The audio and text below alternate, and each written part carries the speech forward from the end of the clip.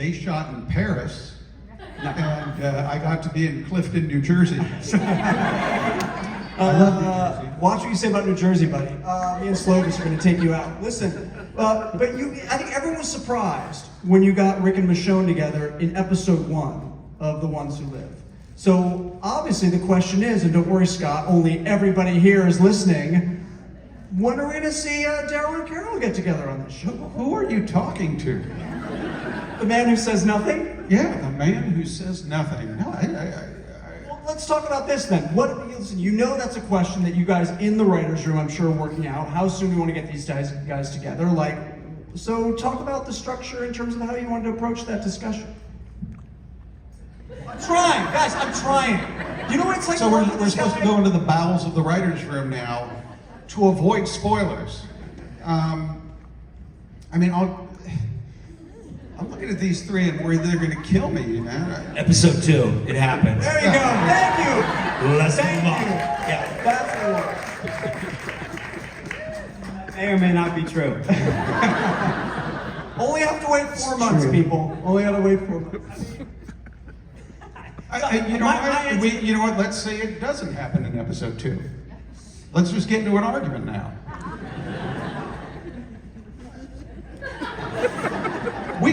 We like keeping these story details to ourselves. We don't want to, but this isn't The Ones Who Live. It's a different story, and they didn't get together in episode 1. Right. Well, we saw that. You see, you know what, Dalton, you got yourself into this. I've been giving myself this for 12 years, man.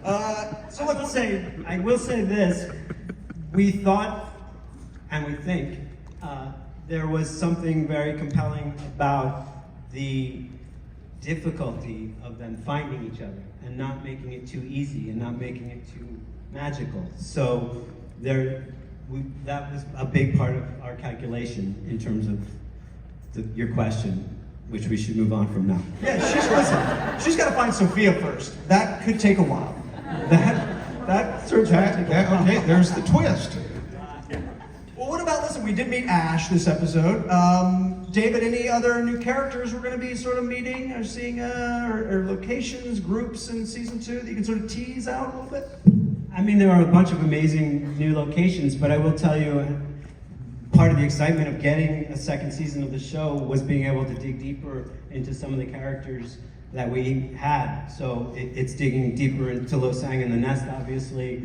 That's on Mont Saint-Michel, but it's also Janae. Janae's story becomes much more complicated. She becomes a very interesting character and interacts with a variety of our people in different ways that I think really enhances the intrigue with her. Even Sylvie, who's the nun who comes north with Daryl and Isabelle and Laurent, gets more time. So a lot of those characters get more deeply drawn in season 2, and of course there are new characters. There are some very interesting new characters, but the main focus, in addition to Ash, was really the ability to sort of continue the story that we started and deepen it and come to some really amazing resolutions by the end of the 6 episodes, which I think that's a really key thing. Is, as I was watching this tonight, I was thinking, it's satisfying every step of the way, and there are a bunch of amazing. Every episode is big, but the way that it resolves ultimately all these different stories and these different characters by the time you get to the end,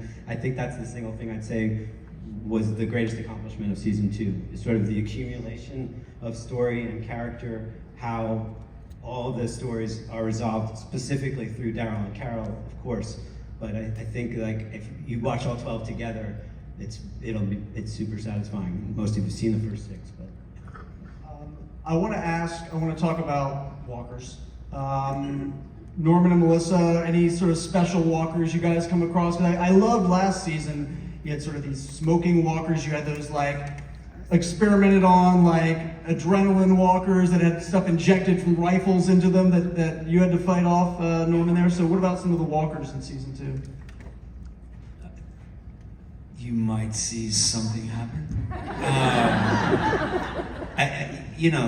We're always coming up, and I'm really proud of the ways that we came up with new ways to do stuff with walkers and see them in different ways. we have a, you take an idea that we've done for a while, and you take it to a new place, and automatically you have new ideas. So David's done a really good job of introducing some things that may or may not happen. But to go back to what David said a second ago, the cast of the show in season 1, it was a lot about me getting there, the introduction of me being there, trying to figure out where I'm at, how to get through these people. And you didn't see too much of all these great actors, but in this season, you really get to see them do some amazing work, like, and shine in this season, which I loved watching, from the inside especially. But yeah, you might see some new stuff and some new characters and some new ideas. Yeah, it's all happening. So I will say that, and Gimple might kill me for saying this, but the finale of this is like the best 1 hour of Walking Dead anything ever. Like, it gets crazy. Can I say that? I don't know, ask him. Scott, can he say that? He should say that. He should say that. It's incredible. It's an incredible. We're being so obscure. The truth is, we have not filmed season 2 yet. We've only made this episode. They're all really useful to all off because France. No, I mean it's tough. We're 4 months out, so we're that much more touchy about it. But we can talk about the finale a little bit. We can get into details. Let's do this. That's just not true. You don't want to get into that at all. Yeah, just to put a fine point on it, the key thing isn't just that the finale is really cool, which I think it is, but that as a whole, like the 6 work as a unit that just builds and builds and builds and builds to the finale in a way that's really satisfying. So that was somewhat true of season 1 too, but even truer in season 2. That's what as I was watching this, I was like, wow, okay, cool, like, because I haven't thought about it that much, but I'm looking at episode 1 and going, oh yeah, we planted that seed and we set that up, and that's all gonna pay off in really great ways. Well, Melissa, I know like we first actually had Carol on this show, we just heard her voice. Like back in episode 5 of last season over that radio. Come here, come back. That's that, exactly. Yeah. But she did say something. I caught something she said. She said, like, either someone or something had come back. Right. And it seemed like that was pretty important. Yes. And I guess, I know no one here is going to tell me who or what came back, but is there part of that, is that part of the reason why she needs to go find Daryl? Is it not She just... said, I want my socks back. There it is. That's it.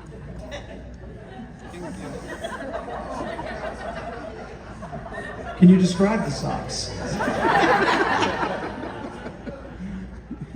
Is that part of why she's going over there? Is it just, I need to save this guy, or is there something he maybe want needs to my know? socks. All right, she's going with the socks. It will be addressed. That's all I'll say. The socks will be addressed. find out. The socks will be discussed at some later date. You'll find out. So, Scott, I always ask you this whenever we do any of these panels for these shows. Obviously, you have Daryl Dixon out there. You have other events happening in other parts of the world on other shows. As you get deeper into these shows, how much do you think about the connection? You've had connections already from World Beyond to Daryl Dixon, as we've seen. Is there anything we're going to see in season 2 referencing any of these things, or are we getting closer maybe to some of these things sort of connecting? I mean, it's a possibility until you lay the track. And, we always have conversations about the various ways we can do it. We try to lay those seeds that we may or may not use. David and I talked earlier at the beginning of the season about some of that stuff. But we've, 3 different shows, you have 6 different schedules of actors.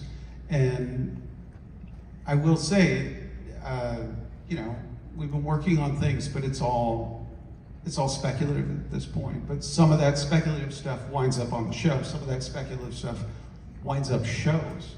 So, I don't know, right now there are things in these shows that could be seized upon, or they may never be seized upon. But they're there. You're They're building there. it. You're building it. Yeah. This is the most nebulous panel ever.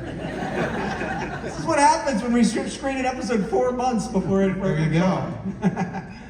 Well, all right, so let's do this. I want you guys each to tell me about a favorite scene, and you don't get the specifics of what's in the scene. I'm not asking you to spoil anything, but like the actual just fun day of filming, a fun scene that you guys had, a moment you had on set. Could be an anecdote, could be a story, could be something that you can sort of dance around in terms of what happens on the screen. But just give me could be a great location, but just give us a little tease of just one great day of filming on season 2 of Daryl Dixon. David, we'll start with you. One great day of filming on Daryl Dixon.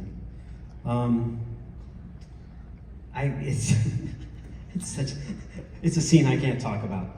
Right? This is hard. This is a hard question. No, I won't do that. I will say this. There was a scene that we did, the scene I referred to before, which we shot in Paris at La Défense, which is the modern neighborhood in Paris opposite the Champs-Élysées, when Norman and Melissa were there. It's like impossible to talk about anything. But that was a fun day, because that was the first day, and I'm not saying they're in the scene together, because they might not be, but they were both there, and we were in the middle of Paris, and that was cool. That was Okay, that was a fun